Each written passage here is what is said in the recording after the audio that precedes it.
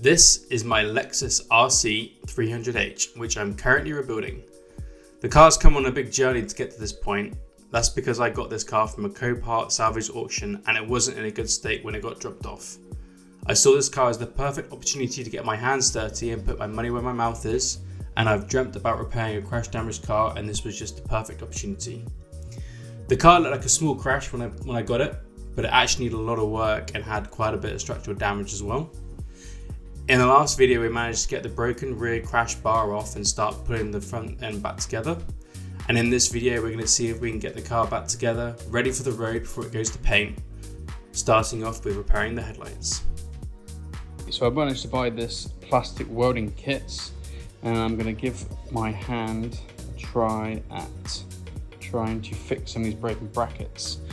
It's pretty simple really. This kit's actually really good. It comes with pretty much everything you need. It's got a little weld stick, it's got a little bit of metal mesh, and a bunch of these clips. And basically what you do is you take these clips and you have like a welding heat gun type thing, and you then basically weld the clips into the bits of plastic to give them some more extra support. And I've just recently been around here trying to make initial welds. So all it does is it heats up the plastic within a specific area, just so it connects it and makes it, a little bit rigid, so you can then start to put more support into it. So I'm going to film this and hopefully it goes right.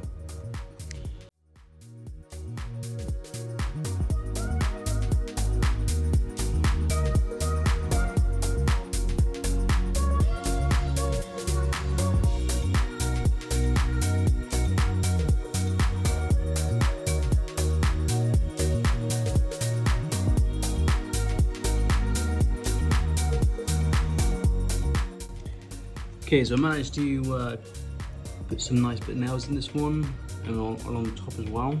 So do some like wavy ones along here. So it's not pretty strong, like, probably could take the majority of the weight of the thing now. Yeah, it's not too bad. And I'm gonna pack it up with some more plastic weld in a minute. This one now looks, definitely not everything for this. But this, I managed to craft this completely back together just using broken bits that I found. So I've got a selection of broken plastic bits that I've managed to collect that have just kind of been laying around the trays of the car and on the floor and anywhere, right? So I just managed to collect them all, and lo and behold, I've managed to completely glue this back together. And all I've been using is this little weld bit here, and what it does, it just melts the glue around the contact area, so you can kind of weld it together, and it's actually pretty strong. I can lift up the vast majority of maybe the whole headlight. I'm not going to try it, I don't want to break it, but yeah, it's pretty good actually. I'm actually going to put a link for this in the description of the video, because I'm actually pretty impressed with it, and it wasn't that expensive at all. I think it was like £30. So yeah, really good. Anyway, now I've got some metal mesh. So what I'm going to do is I'm going to glue it to the bottom, so that you can still put your screw through in the middle, and then I'll use some plastic weld to then cover up the back of this, so it kind of looks a little bit neater and tidier. And then I'll probably have to start sanding this one down. And then this one as well. This one's a bigger gap. So this is a side light. Now all these lights work perfectly, but all the hooks are broken. The things are broke. Lucky enough, I managed to find this one as well, lying around the bottom of the car, and it fits perfectly back onto this daytime running light. So this is pretty much the only connection point for these lights. So I'm going to try and use the remaining bits that I have to fill in the gaps. Hopefully I can tidy this up a little bit, and then I can use some mesh and foil and then some plastic glue to kind of cover up all the gaps, because it still works absolutely fine. I just want it to be watertight so nothing obviously gets in. So yeah. So I did actually manage to fix those headlights. It took me quite a while, had to pack in quite a lot of plastic in order to try and fill those gaps. But there was one headlight that was just way too broken, that was just well beyond repair. It does actually work, but that one definitely needs to be replaced. Currently right now I am trying to replace the wing. I wasn't happy with the white wing. It was broken, it was damaged, it was deformed, so it wasn't sitting properly or lining up with the holes. if perhaps an expert might be able to bend it back together, but it was just going to be too much hassle for me. So I think it was about £120, £140. I managed to get a new wing, which fit perfectly on the car, and this was in the evening, just trying to do a fitment test. The next day I was then transferring all the old parts from the wing, all the brackets, mostly for like headlight screws, onto the new wing, just so that I can put it back together and start to add on the new bumper as well. So overall, I think it was definitely the right decision to go for a new wing on this. It just makes my life completely easier.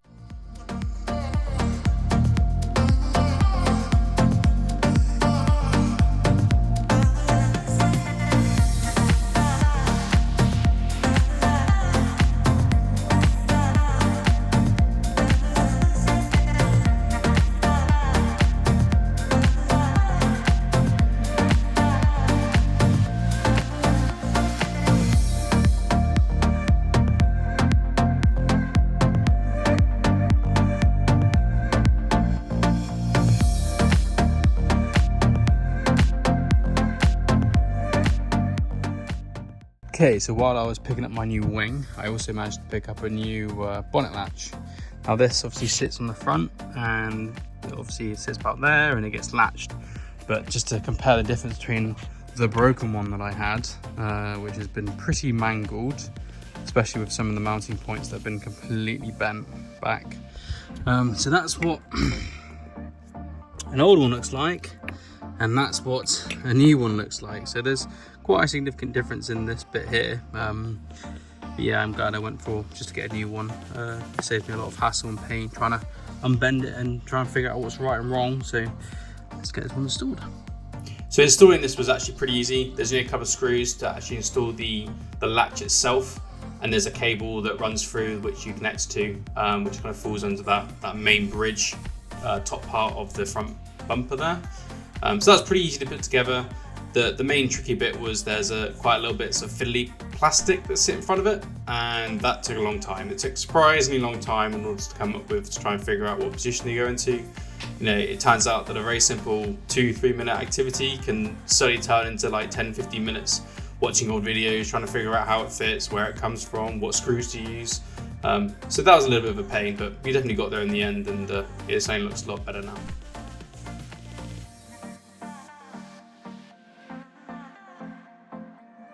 This is just a small plastic sensor that I managed to weld back together again with my plastic welder. It's actually very easy but very handy to use. And at this point we're now going to put on the main inflatable tube. So this connects to a bunch of sensors, and this then goes to the front bonnet impact system. So it's the pedestrian impact system. So this is just a couple of screws to try and screw it into the main bumper. It's kind of essential to you know, to allow the car to detect whenever it's been involved in the crash. There's a few bits of minor damage on this, but I managed to clean them up with the welding tool as well, so it's all nice and airtight. So it's pretty easy, just a bit fiddly to try and connect all these screws. I think the biggest part of this was the fact that it's probably been two months now by the time I took this off originally, so trying to remember all the screws that go on with this is a bit of a pain. So it is something a lot easier to take it off and put it back on immediately because it's all fresh in your memory. But yeah, not too bad, not too tricky, just took a bit of time to get this one done.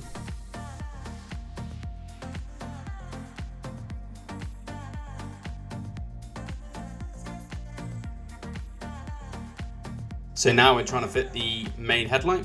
This one houses the main beam and the side beam, so you know, just normal running lights at night time.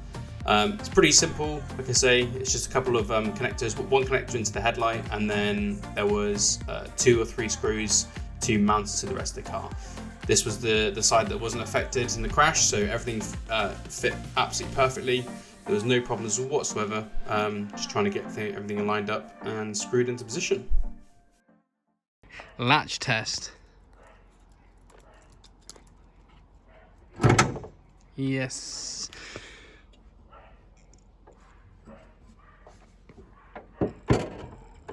Yeah, buddy. It works. Cool. So at that point, I just wanted to do a quick latch test. I didn't want to screw the whole bonnet on to then find that it was broken or that the latch didn't work properly. And yeah, that would have been a bit of an issue, not being able to get that off. So currently right now I'm trying to remove the rear headlights from the boots. Now this is the old boot that was definitely broken, definitely non-repairable, and I've obviously got a new one. So it's very simple. It's just 3 screws and 1 electrical connector that needs to be taken off from each side, and then you just line it up, put in the screws, feed through the electrical connector, and connect that to the wiring loom. So overall, very simple. No problems here whatsoever. But yeah, nice and easy to get those in and done.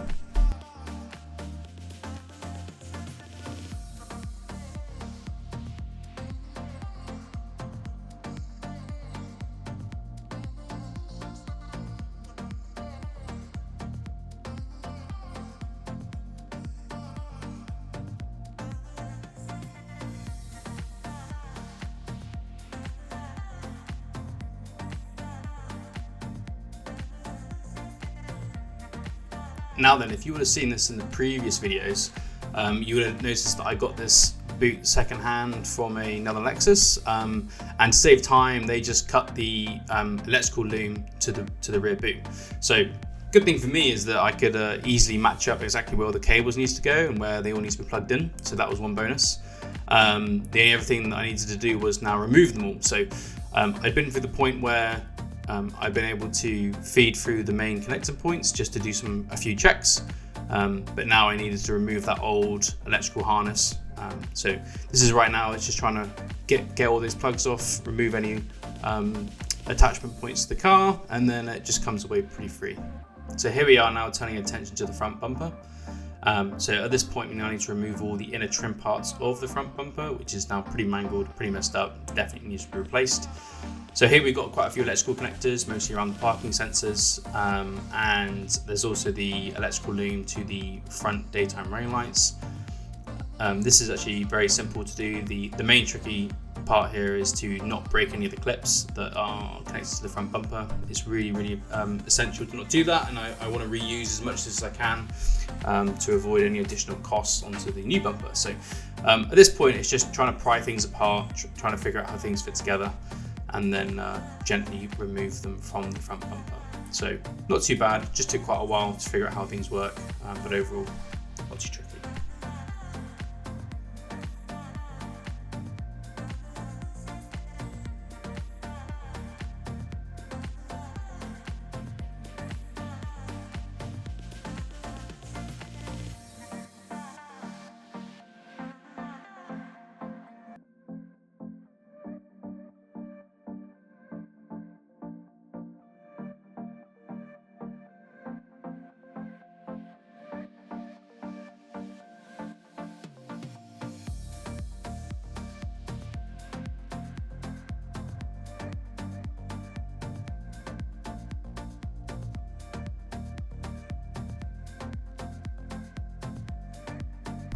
And then once you've taken it all off, it's then just trying to put it all back into place and just do everything all in reverse. So everything in reverse, so putting everything back on, trying to figure out where the clips go. Obviously, it's so much easier doing it just after you've taken it off, because you know exactly where everything goes and how everything fits together. So like I say, it's a lot easier to do it that way rather than remove it and leave it for a couple of months and forget how it all comes together again. So the other thing that I've definitely come to realize is that it's so much easier to take things apart than it is to put things back together again.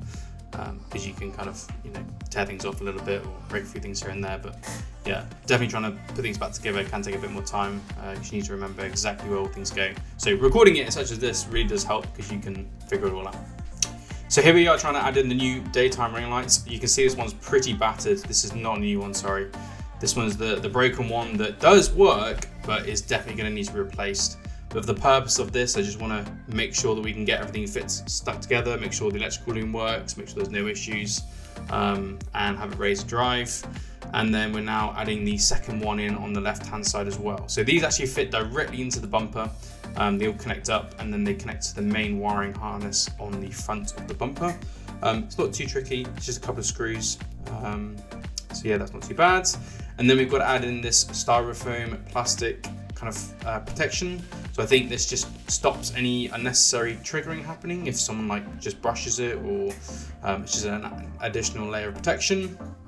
And I managed to put the bumper back together again, put it back on the car, and I'm now trying to bolt everything in. So you can really see that car starting to come back together, starting to look like a normal car again, not with something that's had a major collision. So yeah, overall it's looking pretty good so far. Once I managed to put the front bumper back on, it was only a couple of screws on either side and some underneath. Time to do an initial light test. So you can see all the lights starting to pop up, which is really good.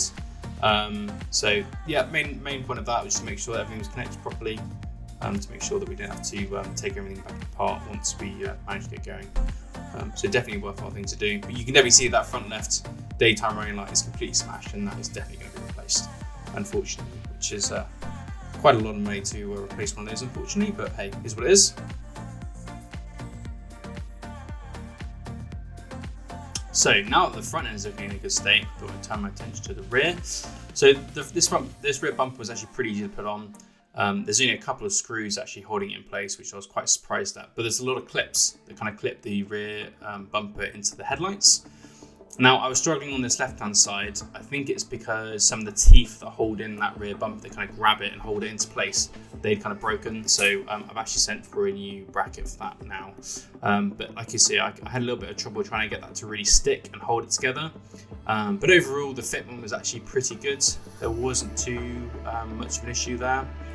Now, the real issue was, which we're about to see now, is the rear boot latch did not really fit at all. It didn't line up. I don't know why. But you think that when the impact of the car happens in the rear rear end got pushed inwards and downwards. So when you're trying to shut the boot, the lines just didn't match up. It wasn't clicking. It was very, very close. So I was having to go into the car a couple of times to try and default it. And lucky enough, I had my dad to try and help me out as well. But yeah, it just wasn't quite working. So we think that, yeah, like I said, it got pushed in, pushed down. It just creates too much of a distance between it. So we tried to come up with different options.